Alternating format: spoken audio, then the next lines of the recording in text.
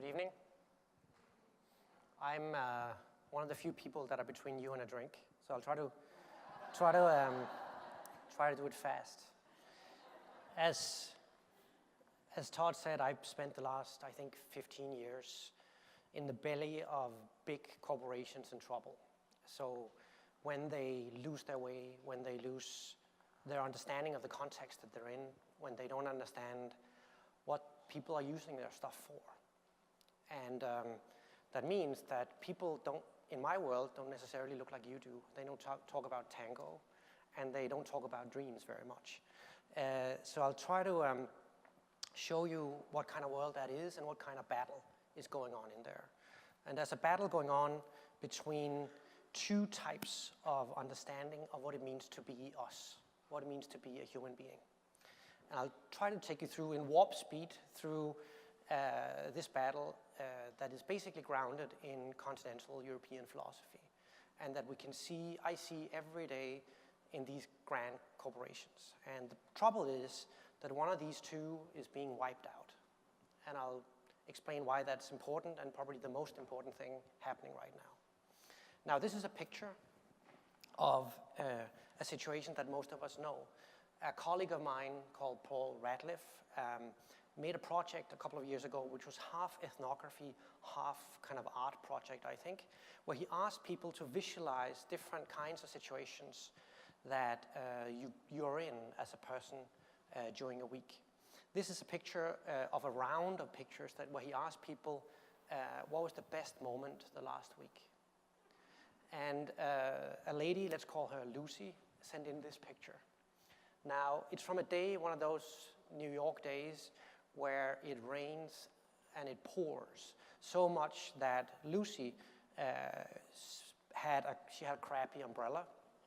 It went like this, and she was just drenched.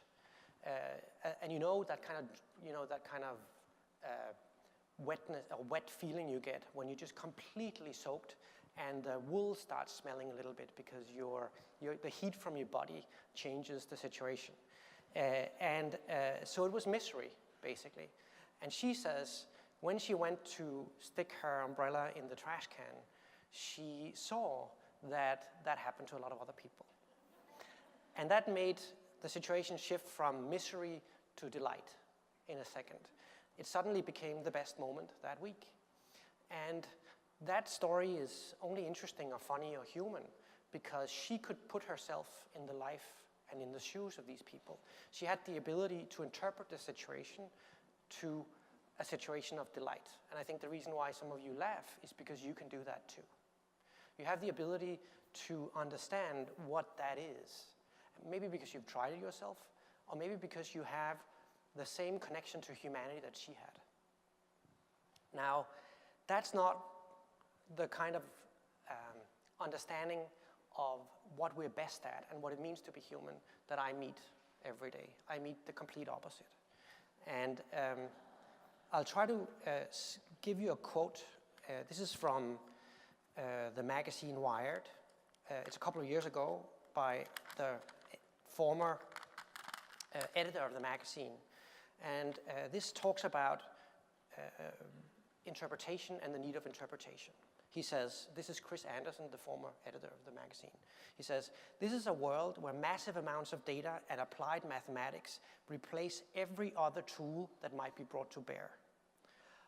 Out with every theory of human behavior, from linguistics to sociology. Forget taxonomy, ontology, and psychology. Who knows why people do what they do? The point is that they do it. And we can track and measure it with unprecedented fidelity. With enough data, the numbers speak for themselves. Now, this is, of course, from San Francisco and the monoculture that is called Silicon Valley. And the basic idea here is that the mind is basically, you can basically reduce the human spirit to the mind, and you can reduce the mind to the brain. And what's important is that the mind is basically looking like a computer. It's a machine that you can tap into. Now, where does this idea come from? It's an old idea, and I think if you take the most important person in the world, it's this guy. He lived 400 years ago. His name is René Descartes. And he defined basically the core research program that's dominating the big corporations today. His idea was to withdraw himself to a warm room. He did this in southern Germany. We'll go back to southern Germany later for a better story. But he would withdraw to a warm room and think.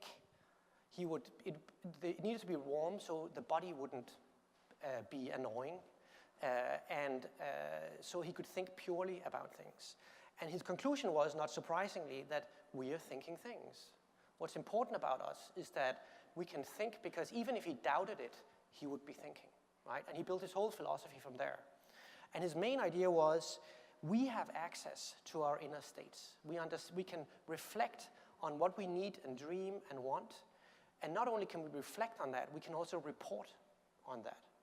And when we report on that, we do that with precision and with honesty. Now, if you think about modern market research, it's an industry of around $50 billion a year. It's the way that big corporations are trying to understand us. It is about putting people either behind a screen or writing on paper or in a focus group and asking us what we think about this or that. Would we like this beer or that beer? Would we pay $5 or $4? Would we like that car or that car? Right? Because we have access to our inner states and because we can report on those, that is a possibility. Now, this is something that happens all the time, that when people have been asked, when enough people have been asked, and 76% thinks this or that beer or this beer, that's what has been acted upon. Now, the research program that's going on in the big business schools of the world, in lots of universities, is based on this idea that we have access to inner states, and it's the thinking part of us that's most important. As you know, Aristotle said that we are rational animals. He said, yes, but the animal piece is not so important. It's the rational piece. It's our ability to compute that's important about us. Now, this is, of course, important because neuroscience, as you heard a lot today, has the same idea. You can peek into the mind, and that's what's important about us. If you can find the spirit and the soul in the brain by neuroscience, like neurons that fire, we would know everything about us. It's the same with big data. Because I have a mobile phone and I click on things online and I buy things online, they know more about me than I know about myself, or so they say. And it's also the case with the general kind of trying to understand why people do the things they do and what they buy and so on. So this is something that goes on.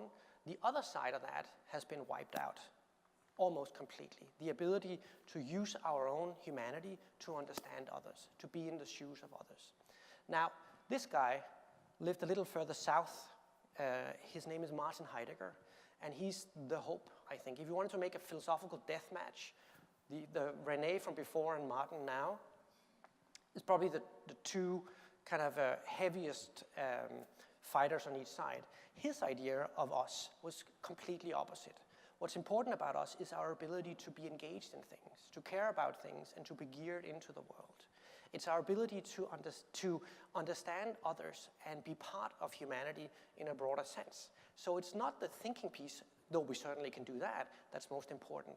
It is the feeling of being in complete flow that is us when we're at our best. And I think you all know this when you write or code or whatever you do, that it's the last thing you want to do in that moment is thinking, right? You want to be completely engaged in it. And that's what's important about us. So what he said was, Descartes was right about many things, but he was wrong about human spirit, and he was wrong about us. Why is that important? Well, it's important because if we want to solve some of the biggest problems we have, we need to refer to this guy, not the one before.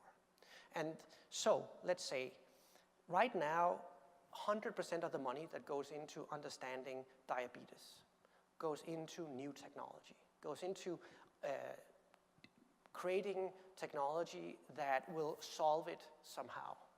and doesn't go into understanding why is it that people are not in control with their disease? Why do they not take their medicine? What kind of culture is that like? Why do they think it's the wrath of God?